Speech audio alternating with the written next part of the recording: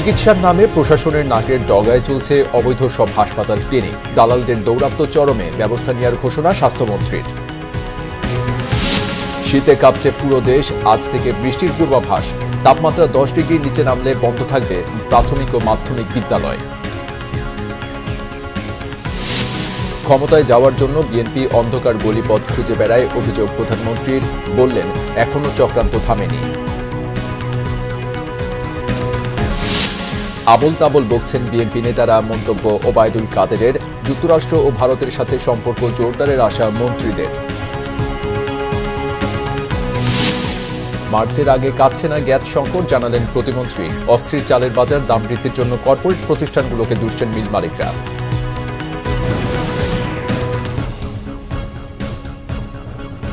দেখছিলেন BRB cables সংবাদ শিরোনাম।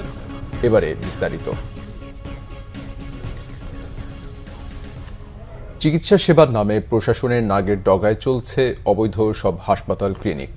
যেখানেই সরকারি হাসপাতাল, সেখানেই এসব প্রাইভেট হাসপাতালের দৌরাত্ম্য বেশি। দালাল চক্রের মাধ্যমে সরকারি হাসপাতালের রোগী ভাগিয়ে নিয়ে সুচিকিৎসা দেওয়ার নামে চলছে রমরমা বাণিজ্য। অনিবন্ধিত এসব হাসপাতাল ক্লিনিকের বিরুদ্ধে ব্যবস্থা নেওয়ার ঘোষণা দিয়েছেন নতুন স্বাস্থ্যমন্ত্রী ডাক্তার সামন্ত লাল সেন। মুহিবুল্লাহ মুহিবের রিপোর্টে বিস্তারিত।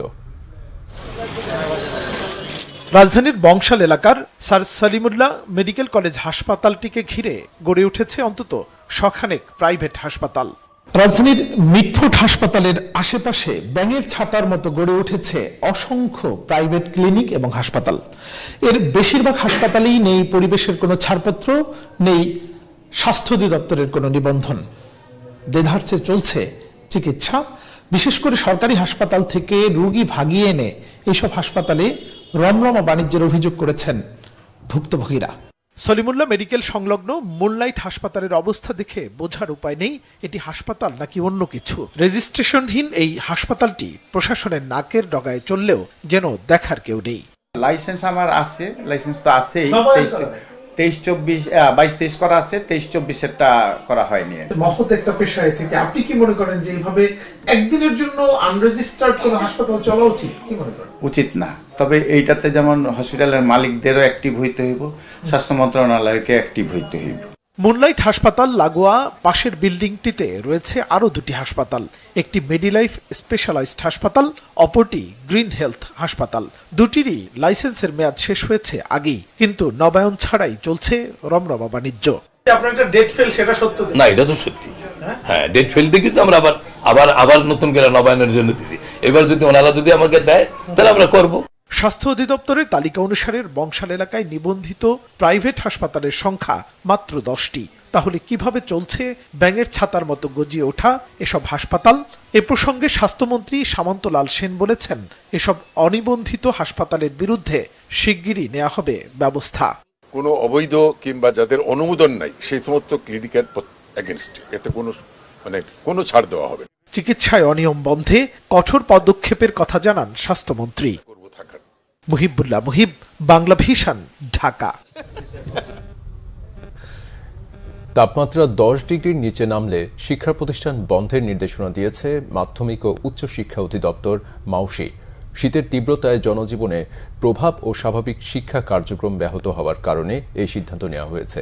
তীব্র শীতে রাজধানী ঢাকা সহ সারা দেশে জনজীবনে বিরূপ প্রভাব পড়েছে। শীতবস্ত্রের অভাবে নিম্ন আয়ের ও ভাসমান মানুষের অবস্থা করুন। পুরো জানুয়ারি মাস জুড়েই থাকবে শীতের দাপট। রিপোর্ট করছেন সিকান্দার রেমান। গত কয়েকদিন ধরেই হাড় কাঁপানোর শীতে বিপর্যস্ত রাজধানী সহ সারা দেশ। বিভিন্ন অঞ্চলের ওপর দিয়ে বয়ে যাচ্ছে মৃদু শৈত্যপ্রবাহ, সাথে ঘন কুয়াশা। দেশের সর্বনিম্ন তাপমাত্রা রেকর্ড করা হয়েছে শ্রীমঙ্গলে 9.7 ডিগ্রি সেলসিয়াস।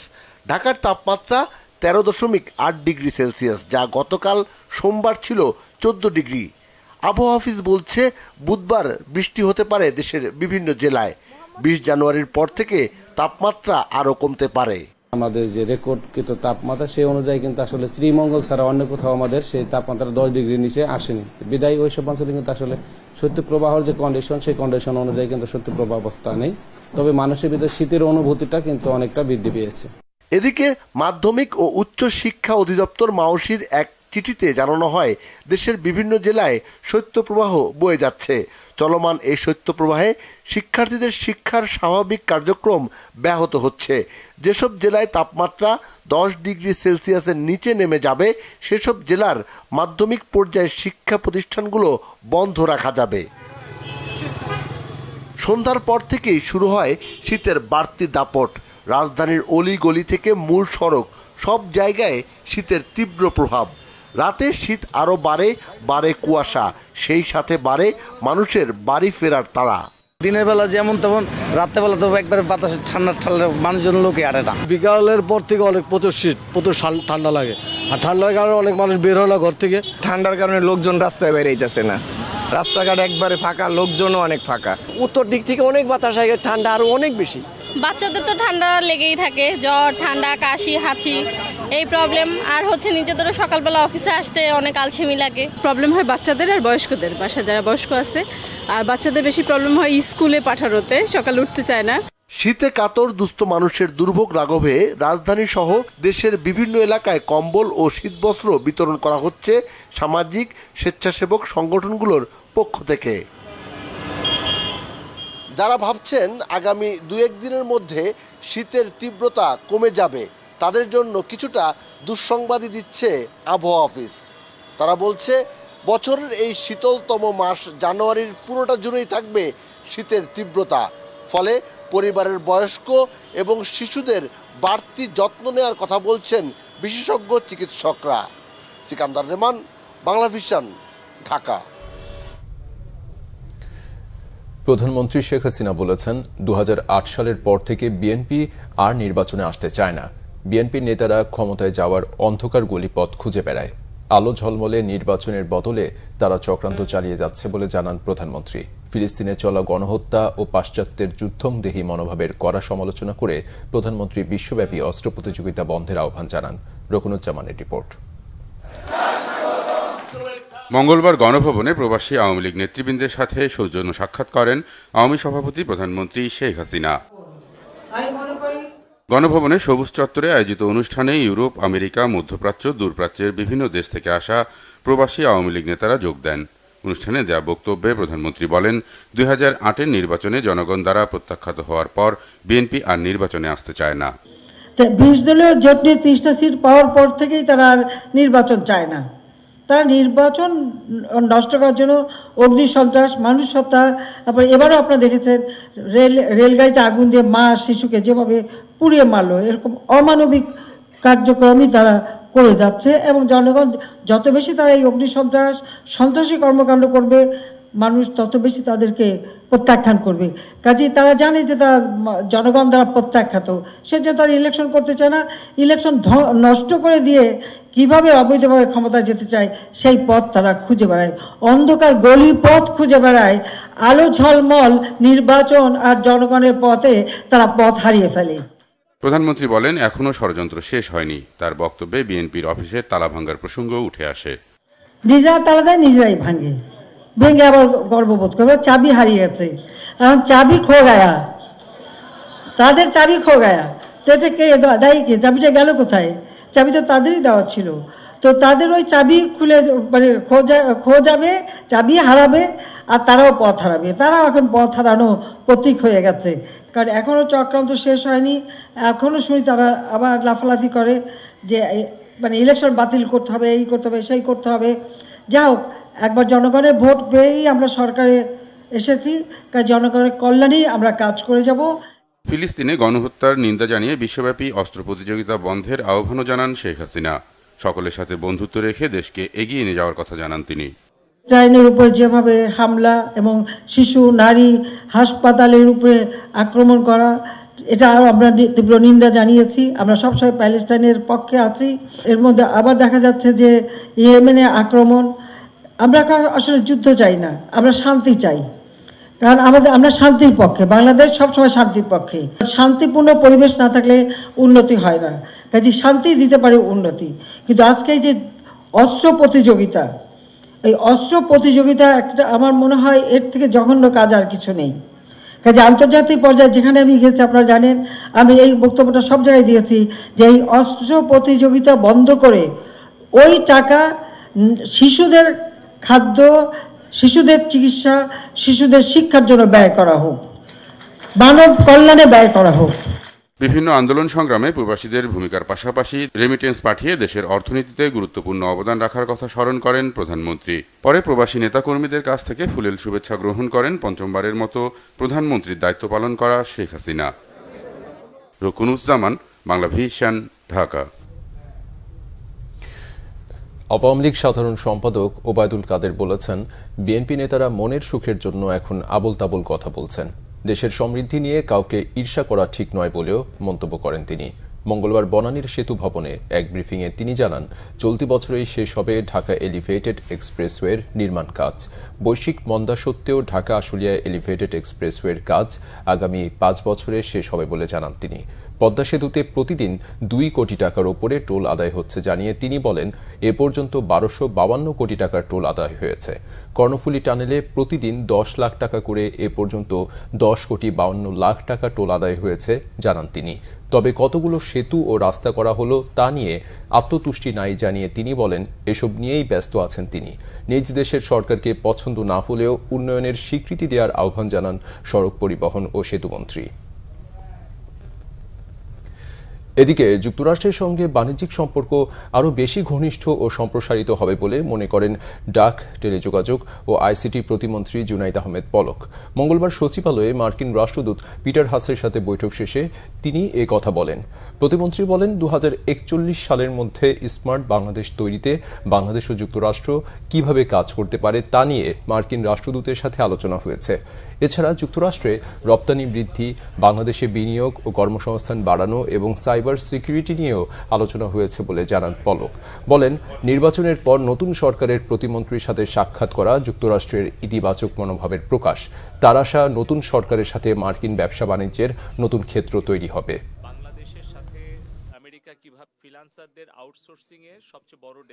আমি মনে করি যে আমাদের নতুন সরকারের নতুন মন্ত্রিসভার একজন নতুন দায়িত্বপ্রাপ্ত মন্ত্রীর সাথে একটি দেশের একজন রাষ্ট্রদূত দেখা করা এবং তার মধ্য দিয়ে বিভিন্ন ব্যবসা, বিনিয়োগ, কর্মসংস্থান, বিজ্ঞান, প্রযুক্তি, উদ্ভাবন এগুলো নিয়ে আলোচনা করার মধ্য দিয়ে নিশ্চয়ই আপনারা বুঝতে পারেন যে বাংলাদেশের সাথে আমেরিকার সম্পর্ক যথেষ্ট ভালো রয়েছে এবং আগামী 5 বছর নতুন সরকারের সাথে আরও নতুন নতুন বিষয় নিয়ে সম্ভাবনার দ্বারগুলো উন্মোচিত হচ্ছে। আমার কাছে ব্যক্তিগতভাবে আজকের এই বৈঠক থেকে সেটাই মনে হয়েছে। অন্যদিকে বাংলাদেশ ভারত দ্বিপাক্ষিক সম্পর্ক আরও দৃঢ় করতে দুই দেশের পক্ষ থেকেই কার্যকর পদক্ষেপ নেওয়ার কথা বলেছেন স্বরাষ্ট্রমন্ত্রী আসাদুজ্জামান খান। মঙ্গলবার সচিবালয়ে স্বরাষ্ট্রমন্ত্রীর সঙ্গে সাক্ষাৎ করেন ভারতের হাই কমিশনার প্রণয় ভার্মা। পরে সাংবাদিকদের সঙ্গে আলাপকালে মন্ত্রী কথা বলেন। বৈঠকে ভারতের হাই কমিশনার প্রণয় ভার্মা বলেন, নিরাপত্তা, অর্থনীতি ও যোগাযোগ সহ দুই দেশের পারস্পরিক স্বার্থ সংশ্লিষ্ট বিষয়গুলো আরও জোরদার করা হবে। তিনি জানান, আগামী 5 বছর এই বন্ধুত্বপূর্ণ সম্পর্ক ব্যাহত থাকবে।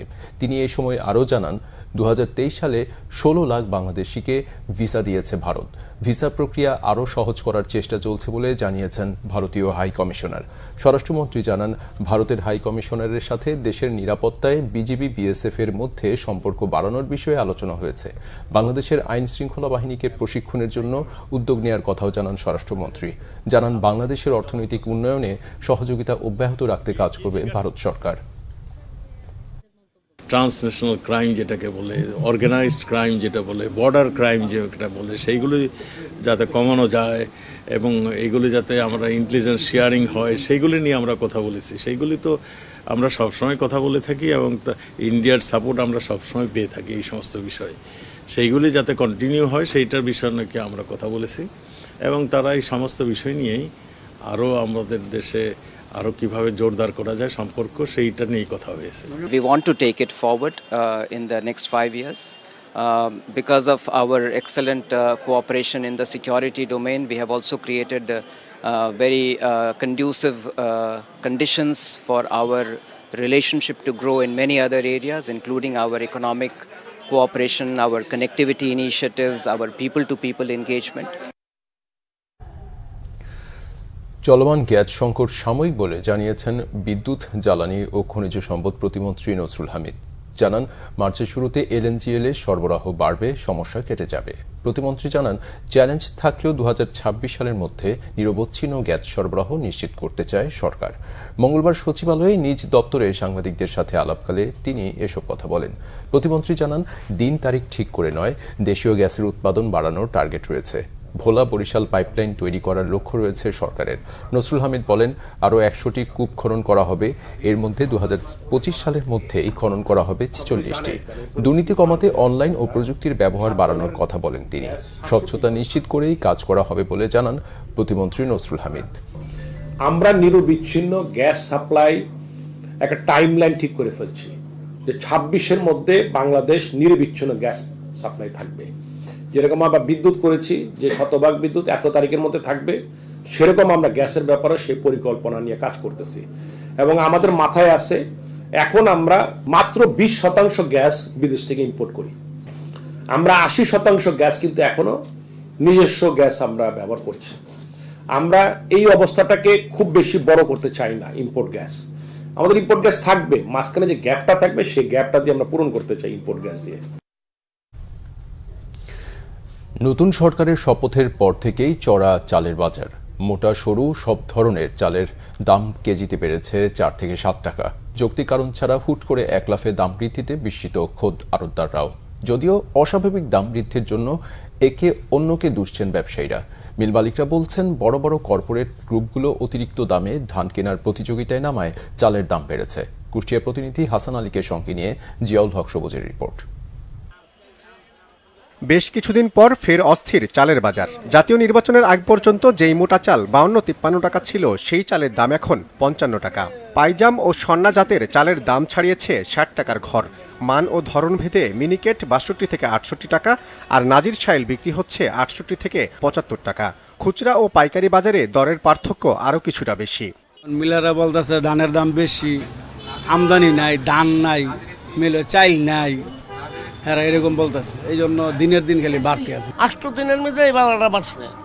এই যে এই ইলেকশনটা গেল না, ইলেকশনের আগে থেকেই হেরা সুর দিতেছে মিলাররা যে ইলেকশনের পরে বাজার বাড়বো। ইলেকশনের পরের থেকেই বাজার এই 200 টাকা বস্তায়, 200 টাকা 300 টাকা বস্তায় বেশি দাম খেতেছে। চালের দাম নিয়ে হতাশ। বস্তা প্রতি 150 টাকা 200 টাকা বাড়তি। আমার ইনকাম আছে ধরেন 10,000 টাকা। বর্তমানে যে দেশের পরিস্থিতি হিসেবে বলতেছি, তাতে এক বস্তা চাল 32 টাকা। নিত্য প্রয়োজনীয় জিনিস তো নাই, আর মাছ তো বাদই দিলাম। যৌক্তিক কারণ ছাড়া হুট করে কেজিতে 5-7 টাকা দামের পার্থক্য মেনে নিতে পারছেন না খোদ আড়তদাররাও। সবকিছু জিনিসের একটা নিয়মতান্ত্রিক বাড়াটা বাড়ে আপনার একটা বস্তা, কিন্তু এইগুলি আমাদের অস্বাভাবিক। আমরা মনে করি যারা বড় রাইস মিল এবং যারা কর্পোরেটর, তারা আপনার এই জিনিসটা, এটা আমাদের কাছে, আমরা সাধারণ যে ব্যবসায়িক করি, এটা আমাদের বোধগম্য হয় না যে আপনার এক সপ্তাহের মধ্যে 15 দিনের মধ্যে 300-400 টাকা বস্তা কেন বাইরে যাবে আপনার। তা আমরা চাই আপনার সরকার মনিটরিং করে এটা আরো স্থিতিশীল রাখে। আপনার কেন এটা পারলো, কি কারণটা কি, আপনার দান কোথায় গেল বা চাল কোথায় গেল, এটা আমরা জানতে চাই। তবে পাইকারি ব্যবসায়ী ও মিল মালিকদের দাবি, মোকামে ধান সরবরাহের তুলনায় বড় কোম্পানিগুলোর বেশি পরিমাণে কেনার প্রতিযোগিতায় বাড়ছে চালের দাম। অসম প্রতিযোগিতার মূল কারণ হচ্ছে যে আমাদের দেশে যে সমস্ত গ্রুপ অফ ইন্ডাস্ট্রিজ রয়েছে, অর্থাৎ মেগা প্রজেক্টের মালিক যারা, তারা প্রত্যেকটা হাটে বাজারে এলাকায় যেখানে আমদানি হচ্ছে 10 গাড়ি, ওনারা কেনার চেষ্টা করছে 20 গাড়ি। বিভিন্ন রকমের ধান, যে ধানটা আমন মৌসুমে হয়েছে, এই ধানটার প্রতি মনে বৃদ্ধি পেয়েছে প্রায় 130 টাকা। অর্থাৎ ধানের যে দাম বৃদ্ধি হয়েছে সে অনুপাতে চালের দাম পার কেজিতে 2 থেকে 3 টাকা বৃদ্ধি হওয়া স্বাভাবিক। আমরা যে 2 টাকা বা 2.5 টাকা ধানের দাম বাড়ার পরে বৃদ্ধি করলাম, সেটা আবার খুচরা বাজারের জন্য অতিরিক্ত বৃদ্ধি না হয় সেটার জন্য মনিটরিং করা প্রয়োজন বলে আমরা মনে করি। দাম নিয়ন্ত্রণে সরকারকে দ্রুত বাজার তদারকির অনুরোধ ভোক্তাদের। বুধবার চাল ব্যবসায়ীদের সঙ্গে নতুন বাণিজ্য প্রতিমন্ত্রীর বৈঠকে নতুন নির্দেশনা আসার প্রতীক্ষায় সংশ্লিষ্টরা। জিয়াউল হক সবুজ, বাংলা ভিশন, ঢাকা। দৈনিক দিনকালের ভারপ্রাপ্ত সম্পাদক ও প্রেস ইনস্টিটিউট বাংলাদেশ পিআইবির সাবেক মহাপরিচালক বিশিষ্ট সাংবাদিক ডক্টর রেজওয়ান সিদ্দিকী ইন্তেকাল করেছেন। ইন্না লিল্লাহি ওয়া ইন্না ইলাইহি রাজিউন। আজ দুপুর 12টায় জাতীয় প্রেস ক্লাবে মরহুমের নামাজে জানাজা অনুষ্ঠিত হবে। মঙ্গলবার রাত 11টার দিকে তিনি রাজধানীর শ্যামলীতে বাংলাদেশ স্পেশালাইজড হাসপাতালে চিকিৎসাধীন অবস্থায় মারা যান। এর আগে গত 6 জানুয়ারি কিডনি ও হার্টের অসুখ নিয়ে ডক্টর রেজওয়ান সিদ্দিকী হাসপাতালে ভর্তি হন। ডক্টর রেজওয়ান সিদ্দিকীর জন্ম 1953 সালের 10 ফেব্রুয়ারি টাঙ্গাইল জেলার এলাসিন গ্রামে। 1972 সালের ফেব্রুয়ারিতে দৈনিক বাংলায় সাংবাদিকতা পেশা শুরু করেন তিনি। নিয়মিত কলাম লিখে এবং টেলিভিশনে টক শো করে অনেক জনপ্রিয়তা অর্জন করেন ডক্টর রেজওয়ান সিদ্দিকী। ই-কমার্স প্রতিষ্ঠান ইভ্যালি আগামী 30 জানুয়ারি 100 গ্রাহককে টাকা ফেরত দেওয়ার প্রতিশ্রুতি দিয়েছে বলে জানিয়েছেন জাতীয় ভোক্তা অধিকার সংরক্ষণ অধিদপ্তরের মহাপরিচালক AHM শফিকুজ্জামান।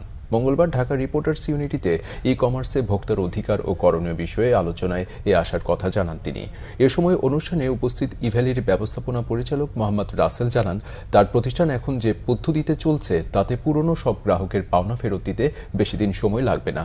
অনুষ্ঠানে মূল প্রবন্ধে কাজী আব্দুল হান্নান জানান, গ্রাহকের টাকা আত্মসাতের অভিযোগ থাকা 18টি ই-কমার্স প্রতিষ্ঠান এখনও গ্রাহকদের 144 কোটি টাকা ফেরত দেয়নি। ইভ্যালির মতো হাতে গোনা কিছু প্রতিষ্ঠান পাওনার কিছু টাকা ফেরত দিয়েছে। ব্যবসায়িক কর্মকাণ্ডের মাধ্যমে শিগগিরই অন্যরাও গ্রাহকদের টাকা ফেরত দেবে এমন আশা ভোক্তা অধিদপ্তরের। এবারে খেলার সংবাদ।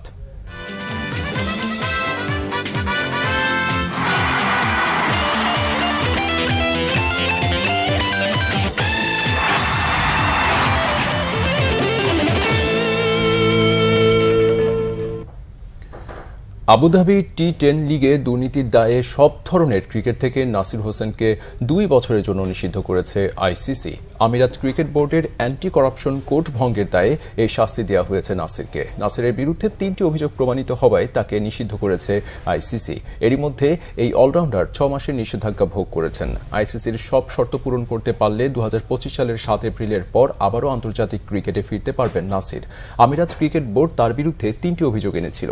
প্রথম অভিযোগটি ছিল দুর্নীতি দমন অনুচ্ছেদের 243 ধারায় বর্ণিত $750 মার্কিন বেশি দামি আইফোন 12 উপহার গ্রহণ এবং তার রসিদ দুর্নীতি দমন কর্মকর্তার কাছে প্রকাশ করতে ব্যর্থ হওয়া। 2 নম্বর অভিযোগ কোডের অনুচ্ছেদ 244 ধারার লঙ্ঘন, যাতে তিনি নতুন আইফোন 12 এর মাধ্যমে দুর্নীতিবাজ আচরণে জড়িত হওয়ার যে আমন্ত্রণ পেয়েছিলেন তার সম্পূর্ণ বিবরণ দুর্নীতি বিরোধী কর্মকর্তাদের কাছে প্রকাশ করতে ব্যর্থ হন। 3 নম্বর অভিযোগটি হচ্ছে কোডের অনুচ্ছেদ 246 ধারার লঙ্ঘন, যাতে তিনি দুর্নীতি দমন কর্মকর্তাকে তদন্তে সহযোগিতা করতে ব্যর্থ বা প্রত্যাখ্যান করেছেন। আইসিসির প্রতিবেদনে আরও বলা হয়েছে, আনা অভিযোগ স্বীকার করেছেন নাসির। সংবাদ শেষ করব বিআরবি কেবলস শিরোনামগুলো আরেকবার জানিয়ে দিয়ে। চিকিৎসার নামে প্রশাসনের নাগের ডগায় চলছে অবৈধ সব হাসপাতাল ক্লিনিক, দালালদের দৌরাত্ম্য চরমে, ব্যবস্থা নেওয়ার ঘোষণা স্বাস্থ্যমন্ত্রীর। শীতে কাঁপছে পুরো দেশ, আজ থেকে বৃষ্টির পূর্বাভাস, তাপমাত্রা 10 ডিগ্রির নিচে নামলে বন্ধ থাকবে প্রাথমিক ও মাধ্যমিক বিদ্যালয়। ক্ষমতায় যাওয়ার জন্য বিএনপি অন্ধকার গলিপথ খুঁজে বেড়ায়, অভিযোগ প্রধানমন্ত্রীর, বললেন এখনো চক্রান্ত থামেনি। আবুল তাবুল বকছেন বিএনপি নেতারা, মন্তব্য ওবায়দুল কাদেরের। যুক্তরাষ্ট্র ও ভারতের সাথে সম্পর্ক জোরদারের আশা মন্ত্রীদের। মার্চের আগে কাটছে না গ্যাস সংকট, জানালেন প্রতিমন্ত্রী। অস্থির চালের বাজার, দাম বৃদ্ধির জন্য কর্পোরেট প্রতিষ্ঠানগুলোকে দুষছেন মিল মালিকরা। এ ছিল এখনকার মতো, পরে সংবাদ সকাল 7:30টায়। এছাড়া বাংলা ভিশন সংবাদ ও সংবাদ সংশ্লিষ্ট অনুষ্ঠান দেখতে ভিজিট করুন www.bvnews24.com ও facebook.com/banglavisionnews এবং সাবস্ক্রাইব করুন youtube.com/banglavisionnews। এতক্ষণ সাথে থাকার ধন্যবাদ।